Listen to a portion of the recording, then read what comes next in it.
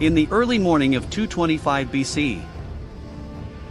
Across the rugged terrain of ancient northern Italy, a clash between two mighty civilizations unfolds that would forever alter the course of history throughout the ancient world. The two great powers of their era, the Roman Republic and the Celtic tribe, converged upon the battlefield. The Celts had invaded northern Italy and were wreaking havoc, sacking and pillaging Roman towns and villages, leaving the Roman Senate no choice but to mobilize their armies and launch an offensive. Determined to put an end to this chaos, the Celts took a defensive position as the pursuing Romans advanced in their standard triplex acies formation. A time-tested Roman formation, credited with their countless victories during the Republican era. The Celtic tribes of Cisalpine Gaul consisted primarily of the Insubres and Boii tribes. Their army numbered roughly 50,000 strong, divided into two divisions, one facing north and another facing south, as they found themselves under attack from two directions by two separate Roman armies. The Roman armies were led by two consuls, Gaius Atilius Regulus and Lucius Aemilius Pappus. Each commanded a force of roughly 50,000, bringing their combined strength to 100,000 men. They marched forward, closing in on the Celts. The Celts were led by two Gallic chieftains, Concalatanus of the Boii tribe, a warrior of immense stature and renown, and Anarestes of the Insubres tribe. As the Romans approached the Celts, their forces were arranged as follows. At their front were the deadly Roman Velites, light skirmishers followed by younger infantry recruits. The Hastati, closely behind them, were the more experienced Principes infantry, and the most veteran and battle-hardened Roman infantry. The Triarii positioned at the rear. Consul Regulus's army had arrived just before Consul Pappus's army, leading to Celtic and Roman cavalry, led by Regulus himself, engaging in fierce combat atop a sloping hilltop, which overlooked the of what would become the battlefield of Telamon. When Consul Pappus arrived, he observed the struggle atop the hill, and realized that his fellow consul's army was nearby, and had potentially already begun the battle. Consul Pappus wasted no time. He quickly led his entire cavalry contingent toward the hilltop, aiming to reinforce his comrade, and secure the advantage that the slope would, once the main engagement commenced.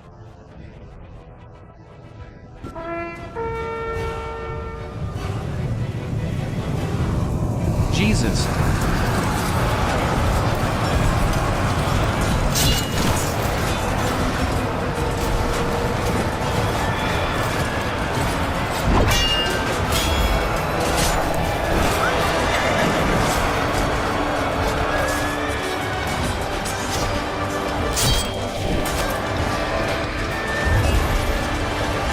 The Romans successfully defeated the Celtic and claimed the hilltop, though unfortunately, Consul Pappus had arrived, as his fellow Consul Regulus, and most of his cavalry were killed in the initial skirmish for the hilltop, and upon killing the consul, the savage Celts had severed his head, and brought it to their two kings. The Celtic kings stationed below on the plains received this symbolic trophy, and raised it high before their fellow Celtic to boost their morale for the coming battle. Consul Pappus, his cavalry contingents held the hilltop, and waited patient, as the Roman centurions moved their legions forward, and prepared to engage in battle. The Velites rushed forward, and began hurling their javelins into the Celtic line, inflicting significant casualties.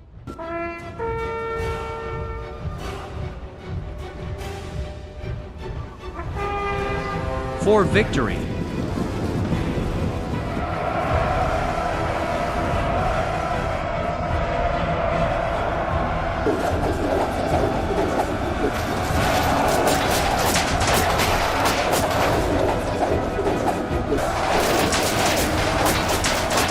The Velites withdrew, and the first line of Hastati advanced forward.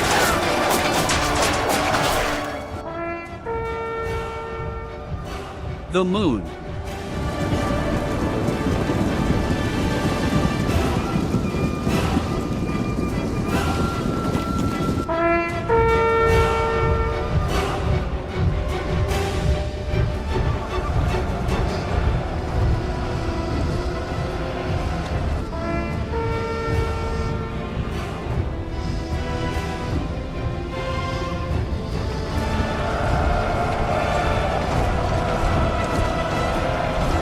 See you all.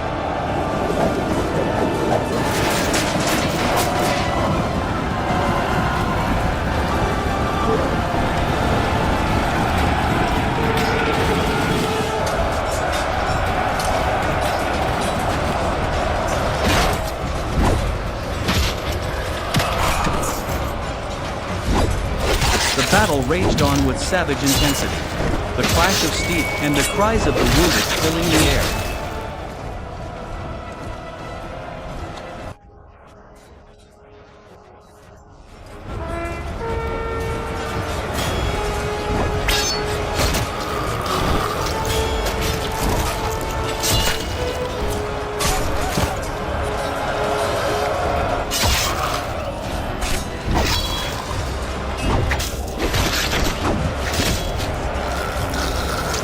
Fight!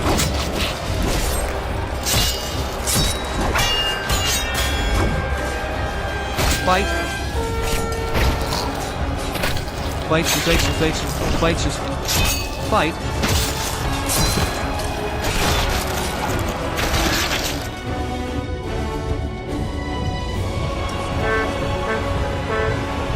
The Romans fought with disciplined ferocity, their shields forming an impenetrable wall against the Celtic onslaught. But the Celts, fueled by their very survival, fought like cornered beasts, slashing and clawing for their lives.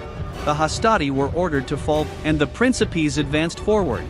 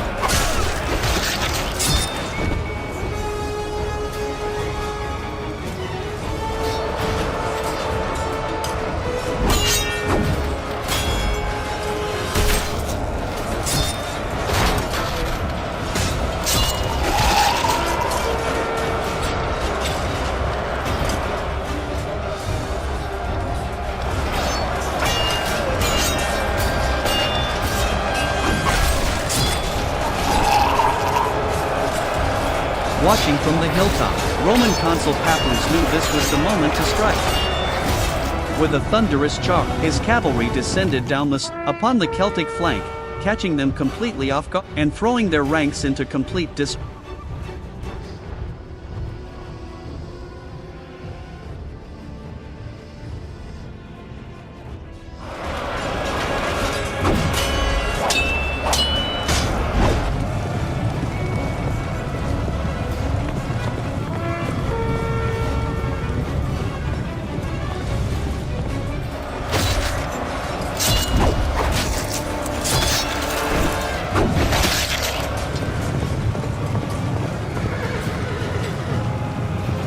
Caught between the hammer of the legion and the anvil of the cavalry, the Celts fought bravely, but their struggle was futile against the combined might of the Roman legion and cavalry.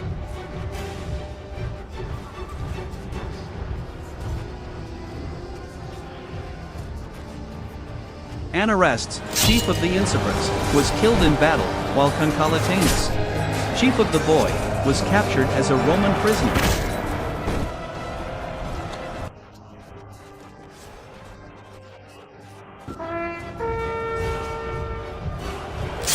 As the sunset approached, the fields of Telamon were soaked with blood. Tens of thousands lay dead, with the having suffered heavy casualties themselves. The last remnants of Celtic resistance were crushed beneath the heel of Roman consul Lucius Aemilius Papus. He stood triumphant, claiming all the glory for this heroic victory.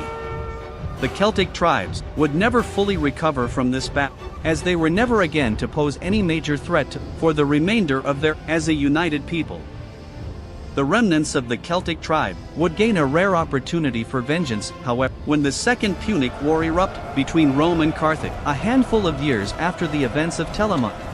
When the famous general Hannibal Barca invaded Rome through its northern frontier, he recruited many neighboring Celtic mercenaries within his rank, many of whom had been directed by the events of the Celtic Wars a few years prior, and sought vengeance against the Rome for their harsh treatment of the Celtic native after their conquest of Cisalpine Gaul.